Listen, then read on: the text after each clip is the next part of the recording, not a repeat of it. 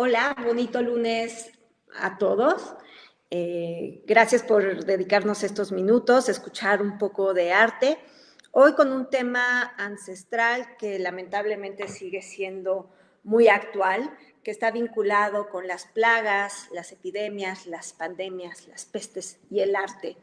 Así que, por favor, cualquier comentario que tengan, por favor, déjenoslo saber, preguntas y al final podemos resolverlas y platicar por este medio. La diapositiva, porfa, Sam.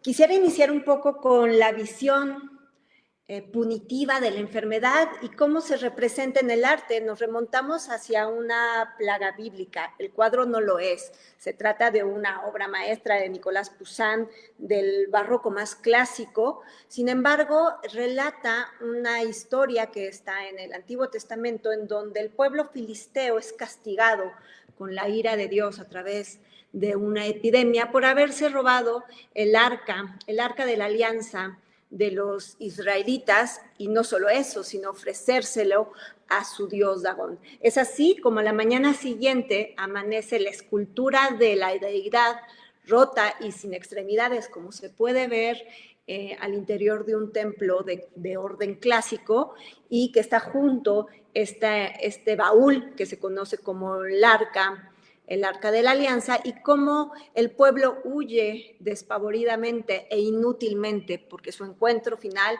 es la muerte. Nicolás Poussin vincula a esta plaga, a esta peste, con la presencia de las ratas que huyen también despavoridas de la urbe por las calles. Podemos ver cómo la crueldad de la enfermedad arrasa absolutamente con todos, con hombres, con mujeres, inclusive con niños. El ambiente pestilente impera en este espacio en donde muchos de los personajes se tapan el rostro para protegerse, también por la creencia de que este tipo de males venían o se difuminaban por medio del aire. Siguiente, por favor. Esta obra, la de Nicolás Poussin, de La plaga de los filisteos, nace después de una peste que tiene muy fuerte hacia 1630 en la ciudad de Milán, y al parecer el artista opta por ese tema. Sin embargo, la peste en Alemania y el resto de Europa tiene un fuerte impacto desde 1347, cuando al puerto de Mesina llegan unos navíos de origen genovés que venían de Asia, y con ellos la peste y la muerte. De 1347 a 1152 se cree que mueren más de 25 millones de personas en toda Europa. Así que la vivencia del apocalipsis es muy tangible en esos momentos, de tal manera que el arte del fin de la Edad Media, el principio del Renacimiento, se torna un tanto lúgubre, en donde hay claras alusiones hacia el triunfo de la muerte, las danzas macabras que se dan en Alemania. En este caso vemos un magnífico fresco en muy mal estado debido a que sufrió daños en la Primera Guerra Mundial, pero ha sido pues acertadamente restaurado, que se llama El triunfo de la muerte de 1350, una fecha muy cercana al ingreso de la peste negra. Si quieres, Sam, podemos pasar a la siguiente imagen, en donde vemos un detalle de este magnífico fresco realizado por Traini, un pintor gótico para el Camposanto de Pisa, donde se puede observar este vínculo entre los vivos y los muertos. Hay una serie de féretros expuestos con cadáveres que están siendo devorados por sapos y por serpientes, y en esta caravana de gente bien vestida que al parecer huye de la ciudad para refugiarse de la peste, se llevan igual la mano al rostro debido al estado de hediondez que habita y que impera en este lugar. Muchas de las prácticas que había para tratar de evadir o evitar la peste era escapar de las ciudades, recluirse para aquellos que tenían la posibilidad en palacios ajenos de la muchedumbre, y así evitar la enfermedad. Como muestra está uno de los libros más importantes y aquellos que celebran más la vida, y sobre todo en un momento de de precariedad, ¿no? En un momento en donde la muerte se hace presente, el Decamerón de Boccaccio hace un honor a la vida y narra la historia de 7 mujeres acompañados de 3 hombres que para pasar el tiempo libre se cuentan historias en un palacio, alejados de la ciudad y de sus riesgos. Y en estas historias se vive la picardía humana, es una historia dedicada al amor, ¿por qué no a la lujuria, con plena libertad, y que se convirtió en uno de los libros más perseguidos por la Inquisición. Así que cualquiera que tenga tiempo ahorita de poder leer una que otra historia del Decamerón de Boccaccio, se los recomiendo muchísimo y lo pueden buscar por internet y ahí lo encontrarían fácilmente. Siguiente, Sam, por favor. El triunfo de la muerte persiste todavía dentro de la plástica europea hasta 1720, que es cuando la peste negra abandona Europa occidental. Sin embargo, durante más de 300 años aparece de manera intermitente en algunos lugares. Si bien es menos violenta que la primera irrupción, la muerte también está presente. Inclusive el propio pintor Peter Bruegel posiblemente murió de peste, y lo que sí se sabe por certeza es que su hijo, Jan Bruegel, también pintor magnífico, y su familia sí muere, es una de las víctimas de la peste. Él hace este triunfo de la muerte en donde el terror ante la presencia abrumadora y continua de la muerte está en este espacio desquiciado, con un sinfín de personajes, en donde podemos observar cómo los muertos se llevan a los vivos sin piedad. La siguiente, Sam, para ver un detalle de esta magnífica obra. Aquí vemos estas mortajas, ¿no? En un caballo famélico acompañado de un cuervo, cómo se llevan cientos y cientos de cráneos. Al fondo igual un navío colmado de esqueletos, cadáveres flotando en el agua, en fin, una serie de alusiones en donde el ser humano se enfrenta hacia lo más vulnerable de su existencia y al fin y al cabo le preocupa de manera extrema la muerte colectiva, esta muerte que arrasa y que no discrimina. Siguiente, por favor. Hay que tomar en cuenta qué es lo que sucede alrededor de la peste negra, cómo se veían las ciudades asoladas por este mal y cuál era parte de este paisaje de la vida diaria. Sin duda, el médico antipestífero es uno de ellos, que parecería más un personaje que proviene de una visión de un carnaval. Este se conoce como el Dr. Schnabel, que Schnabel significa pico, y que es una máscara con un pico que simula a un ave, pero que a la punta del pico se sabía que se ponían ungüentos con olores muy, muy fuertes para la protección de estos personajes que eran pagados por la propia ciudad y que parte de su responsabilidad, debido a que la ciudad se les pagaba, era atender a toda la población independientemente de su condición social. Vemos cómo tratan de protegerse con este manto muy, muy grueso, con guantes, con un bastón, con el sombrero y con este pico. Desgraciadamente, muchas de las ciudades, en cuanto eran asoladas por la peste, sin duda perdían a sus médicos que estaban en primera batalla junto con religiosos que se dedicaban a cuidar a los enfermos. Entonces, de alguna manera, existía esta sensación de orfandad y de desolación, ¿no? Una vez que grupo, población dedicada a salvaguardar a la población, pues moría un poco al servicio de su deber. Siguiente, por favor, Sam. En ese momento, sin duda, y más pensando que la enfermedad había sido digamos que por llevar una vida muy alejada de los ideales morales de la religión, sin duda los santos antipestíferos también iban a ser altamente venerados.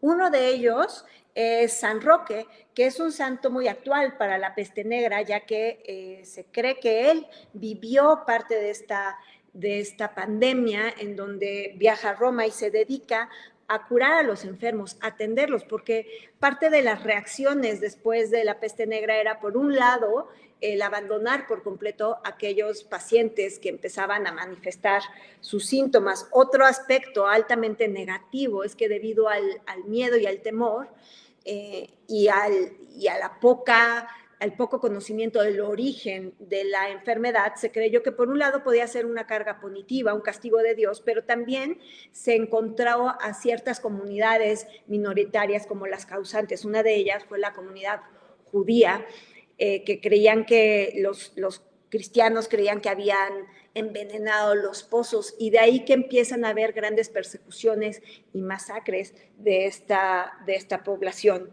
Una vez que la desolación llegaba, uno se dedicaba a orarle a los dioses antipestíferos, sería San Roque y San Sebastián el otro. San Roque se le representa como una figura que ya padece la enfermedad debido a que se dedicaba a cuidar a los heridos. Una vez que nota sus síntomas, se recluye en el bosque. Sin embargo, un perro lo detecta y día a día le lleva un pan para alimentarlo. Cuando el dueño del perro se da cuenta de su comportamiento extraño, lo sigue y descubre a San Roque, y es como lo ayuda y lo cura. Entonces era un santo, que había que venerar con la esperanza de curarse, de sobrevivir, pero también que despertaba esta sensación compasiva, caritativa que debía de tener toda la población frente a la enfermedad. Siguiente, por favor. Posteriormente veremos a San Sebastián, que es el otro santo, pero lo he puesto en láminas más adelante. Aquí vemos también cómo a la peste negra se le debe una de las construcciones más maravillosas de la arquitectura barroca, en este caso a cargo de Baldassare Longena, un arquitecto veneciano. Y es así como la ciudad de Venecia le encomienda a Longena que construya una iglesia para celebrar la liberación de Venecia de la peste que asoló hasta 1630. Y esta maravillosa iglesia está dedicada a Santa María de la Salud, Santa María de la Salute, y que se puede ver todavía en la punta de la Dogana, en esta magnífica ciudad italiana. Venecia, al igual que otras ciudades, debido a que eran puertos, se puede rastrear históricamente que fue una de las ciudades más vulnerables de esta y muchas otras enfermedades infecciosas. Siguiente, por favor. Dejando a un lado la peste, no sin recalcar que en este caso Caravaggio pierde a su padre, a su abuelo y a su tío a los 6 años de peste, podremos hablar de otras enfermedades infecciosas que también afectaban y que se manifiestan a través del arte. Este se conoce como el Bacco malato, el Bacco enfermo, en donde se cree que es un autorretrato de Caravaggio después de que padece y sobrevive a la malaria. Esta enfermedad, que su fuente de infección es por la picadura de los mosquitos, sobre todo en regiones pantanosas, y sin duda Roma sería un espacio idóneo para la propagación de esta enfermedad, que le acompaña durante toda su vida a este artista rebelde. Y es así como se representa como Bacco, el dios de la fiesta, el dios de la sinrazón, de la embriaguez, pero también de la cosecha, en un muy mal momento. Suele ser como totalmente contradictorio esta imagen del dios, el dios de la embriaguez y de la abundancia, en este estado de consunción, en donde se representa a sí mismo vinculado con este dios, pero también padeciendo. Al parecer podría ser una resaca, pero también librar la enfermedad de la malaria. Se le logra ver estos labios de tono azulosos, igual que sus uñas cianóticas, delgado, pero no en pleno estado de consunción, y que lleva en sus manos un racimo de uvas, pero unas uvas un tanto ya pasadas, al igual que su corona de hojas de parra, muchas de ellas en distintos estados, unas frescas y otras en descomposición. Siguiente, por favor. Es importante saber que la malaria sigue siendo una enfermedad terrible y sigue causando un gran número de muertes. Se cree que la malaria en sí misma ha matado a más de, se ha llevado la vida de más personas que la peste y la tifo juntas. Pero otra enfermedad que también fue brutal, aquí vamos dando saltos en el tiempo, es hacia finales, hacia el principio del siglo XIX, se trata del cólera que se propaga por Europa fuertemente y que está vinculado con zonas marginales.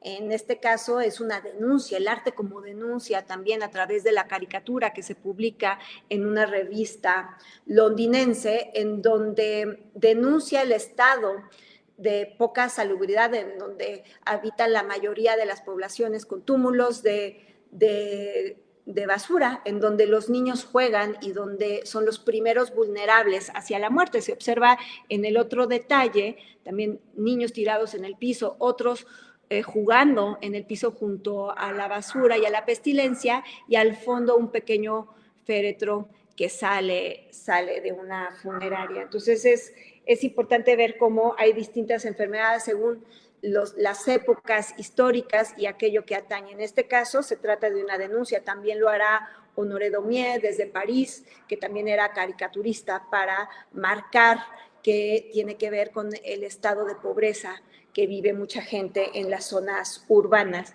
Siguiente, por favor. Arnold Böckling representa la plaga en donde podemos ver cómo la muerte no trae la epidemia, sino ella misma es la epidemia. Al ras de su vuelo va dejando cadáveres por la calle, en donde podemos observar que tanto la cabeza como el remate de la cola tienen fauces que desprenden en sí mismo ciertos gases nocivos, ¿no? De hecho, tiene que ver con la presencia de la cólera. Arnold Böckling hace esta imagen, al igual que otras series dedicadas a esta terrible enfermedad, en donde él representa cómo cuando la enfermedad irrumpe nos respeta, y vemos en el piso una figura de una joven mujer vestida de novia, y en su regazo descansa también el cadáver de otra mujer vestida de rojo, y así podemos ver cómo los daños son enormes de esta gran mal de la humanidad. Siguiente, por favor.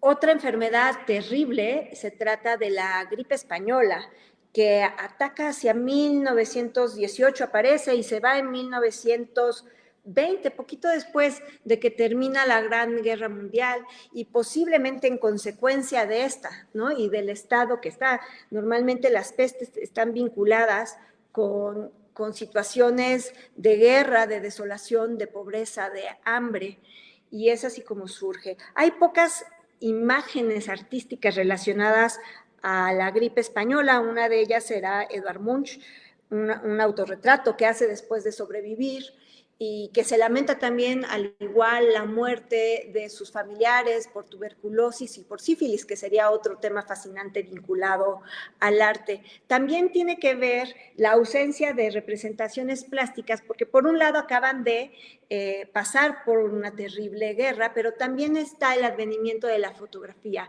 en donde gracias a eso se pueden ver estos enormes galerones, estos personajes con tapabocas, y que pues de alguna manera cubren la historia visual, ¿no? de esta enfermedad. Siguiente, por favor, Sam. Quisiera vincular a los santos. Había mencionado que uno de los santos antipestíferos más venerados en la peste negra va a ser San Sebastián, que inclusive lo hemos visto en la presentación pasada sobre el cuerpo, sobre el tratamiento del cuerpo. Aquí vemos igualmente una obra de Andrea Mantegna, de San Sebastián hacia 1450, en donde vemos este santo que sobrevive a su martirio, y de ahí que se convierta en el símbolo de la esperanza de aquellos que padecen una enfermedad contagiosa, infecciosa. Y vemos su vigencia en el momento en que Julian Schnabel, un gran artista contemporáneo y inclusive director de arte, hace esta representación en donde vemos una figura que simula la escultura clásica, que no tiene extremidades, carece de cabeza y también de miembros, pero que aparece flechado por estas lanzas en un tono rojizo, aludiendo a la sangre. Con el surgimiento del VIH, vuelve a tener vigencia esta visión. Siguiente, por favor. Debido al desconocimiento, ¿no? Y debido a que nuevamente este desconocimiento focalizó en un grupo, en una población marginal, la fuente de infección, que sería la comunidad homosexual, y que debido a la ignorancia y pocos datos que existían, sufrieron de cierto estigma, una carga simbólica que conlleva la enfermedad, y de ahí que podemos ver que en este afán de visibilizar esta enfermedad, tenemos esta imagen que es realmente lastimosa y sumamente conmovedora por Oliviero Toscani, que lo hace para la revista Colors hacia los años 90, en donde observamos una fotografía coloreada de un paciente que está a punto de perder la vida en compañía de sus seres queridos, y pues promocionando esta idea del vínculo cercano que debe de existir y del temor que se debe de derrumbar en torno a esta terrible enfermedad que también causó gran temor hacia los años 80 y que hoy en día sigue siendo un problema de salud pública. Siguiente, por favor.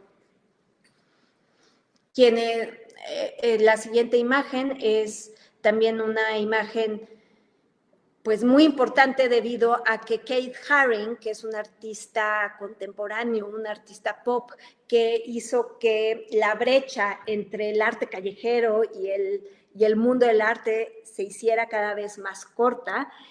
Un gran grafitero, aquel que toma la imagen popular y que a través de sus obras trata de visibilizar los problemas de una sociedad.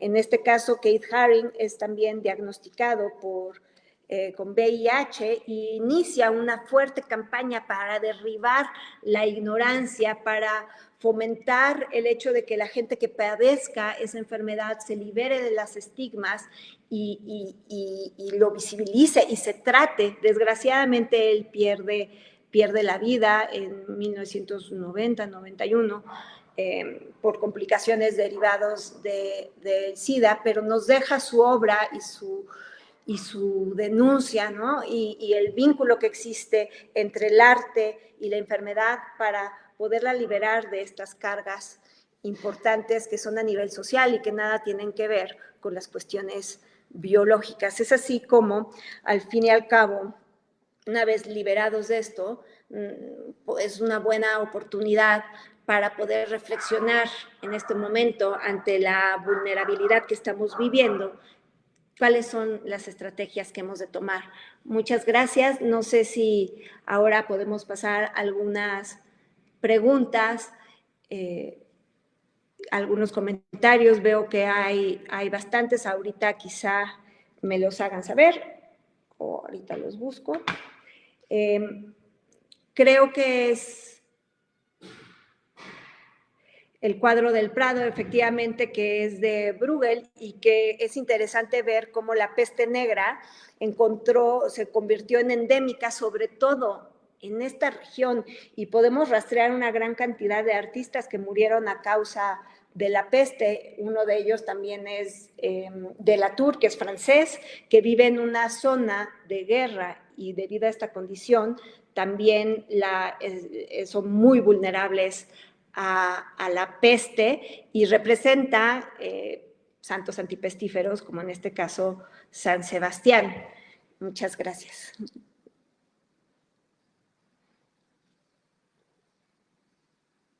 No, esto es importante, no entendí esa imagen del espantapájaros. Dice, como bien mencioné, los doctores antipestíferos parecerían personajes más vinculados a un carnaval.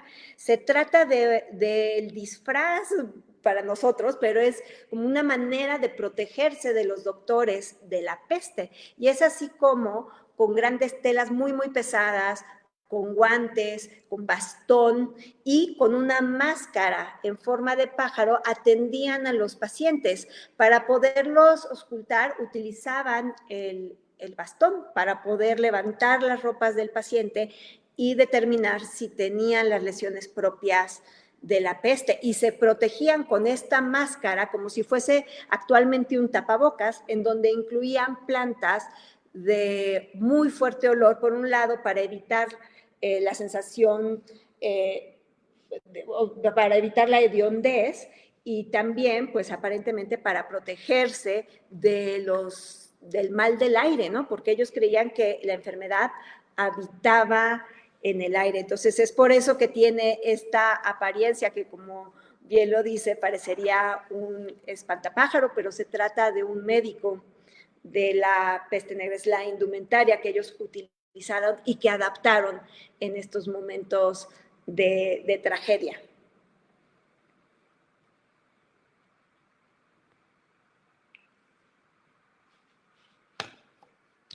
El libro se trata del Decamerón de Boccaccio. Es este libro magnífico que se hace justo en el momento de la peste negra y que inclusive el autor se lo dedica a las mujeres.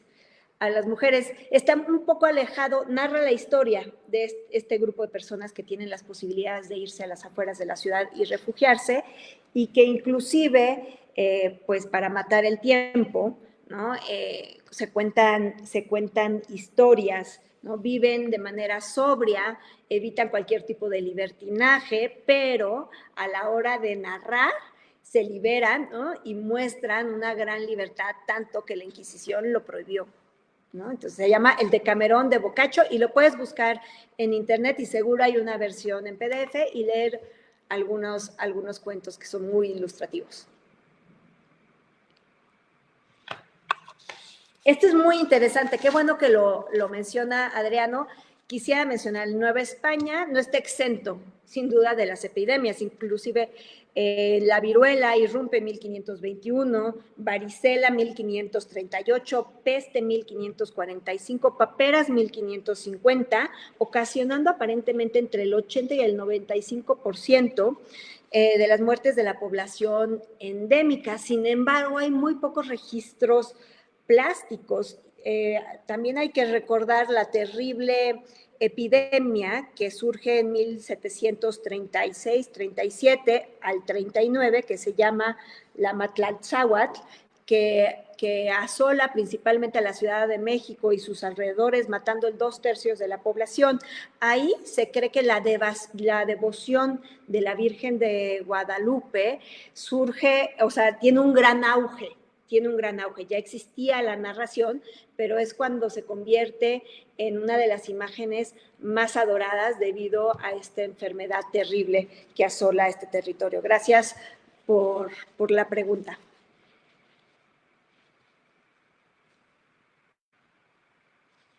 ¿Algún otro libro que recomiende para leer? También está Petrarca, que deja un poco, tiene unos versos dedicados al triunfo de la muerte, ¿no? Entonces se puede encontrar varios testimonios vinculados a esta presencia inexorable de la muerte y la violencia con la que irrumpe en el caso de una gran enfermedad, ¿no? Entonces, buscar a los grandes escritores, igual ya actualmente Baudelaire también le dedica un tiempo a la enfermedad y a la pandemia. Entonces hay un sinfín de literatura que podríamos rastrear y que con mucho gusto puedo enriquecer cuando busque bien las fuentes y certeza. Con mucho gusto te contesto.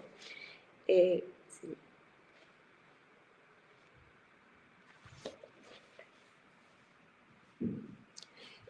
Pudiera comentar un poco más sobre la idea de que las pestes y pandemias están vinculadas con los momentos de guerra y desolación de la humanidad.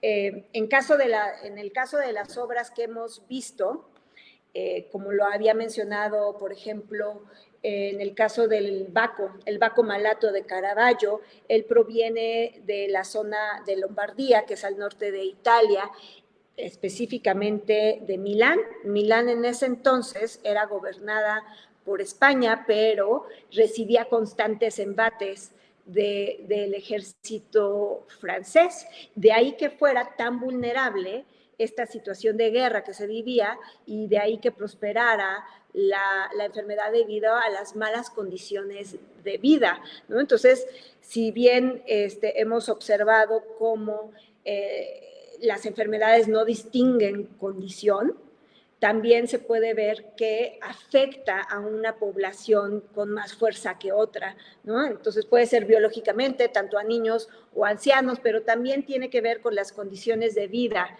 que llevaban. En el caso de Milán está muy marcado que es esta situación, también en esta visión, en este punto fronterizo entre Francia, Italia y España se da esta zona de constantes peleas y de ahí que también se puede identificar que los brotes son muy, muy fuertes en esta región marcada por la guerra. Quizá la gripe española no esté vinculado a este salto, no es la causa misma, sino que quizá tenga que ver la violencia con la que puede irrumpir una enfermedad así tiene que ver con está ligada con las condiciones de vida y también con el principio de hacinamiento, como lo denuncian las caricaturas en torno al cólera, tanto de la revista que les pasé londinense como de Daumier, un gran realista que denuncia esta situación vinculada con la mala condición de vida que tienen en París, sobre todo las zonas más pobres.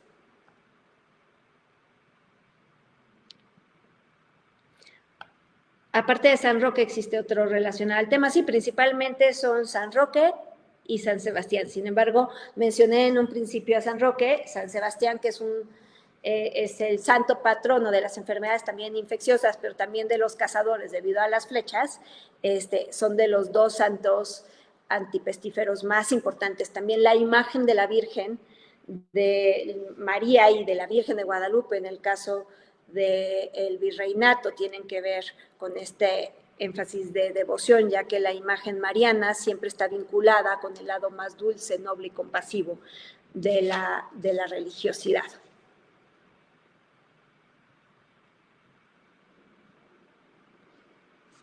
Bueno, pues hay varios comentarios.